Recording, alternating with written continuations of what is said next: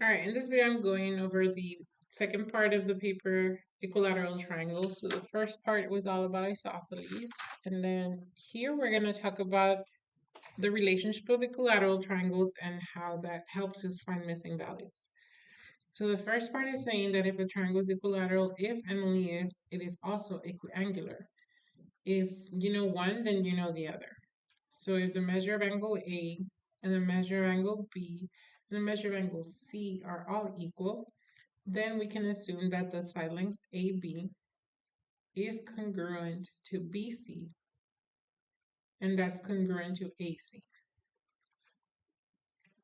And the converse of that is the opposite. If they tell you that all the three sides are equal, then you are to assume that the measure of the angle A is congruent to the measure of angle B, and that's congruent to the measure of angle C.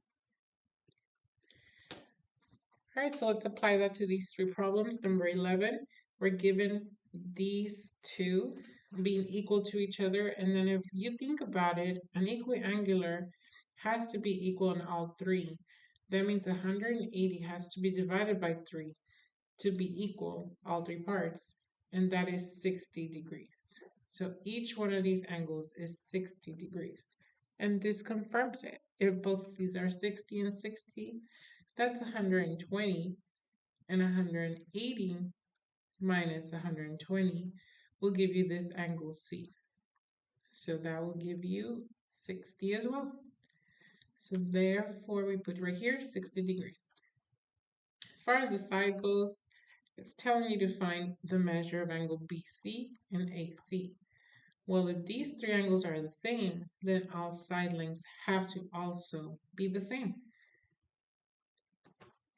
For number 12, here's telling you that these three sides are the same, and it's asking you for the measure of the angles.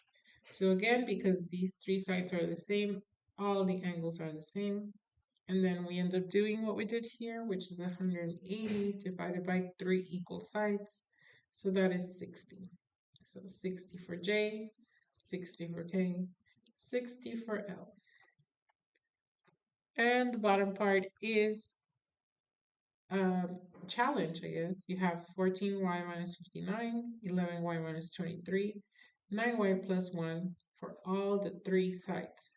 But because it's equilateral, we only need 2 of these to equal them to each other and help us solve for y.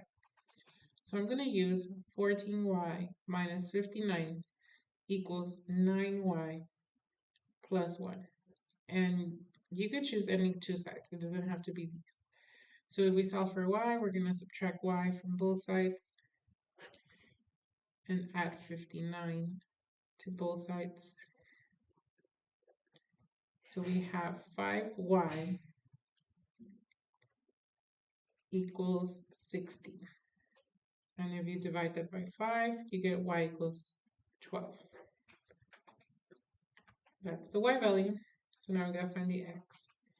Here it's pointing to this corner being represented by this side length, the 7x minus 3. Now, because it's an equilateral triangle, we are to assume that the angles are also equal, which means that each angle is 60 degrees. So then you add 3, and 7x equals 63. Divide by 7, x equals 9. So this is how you will apply the equilateral triangles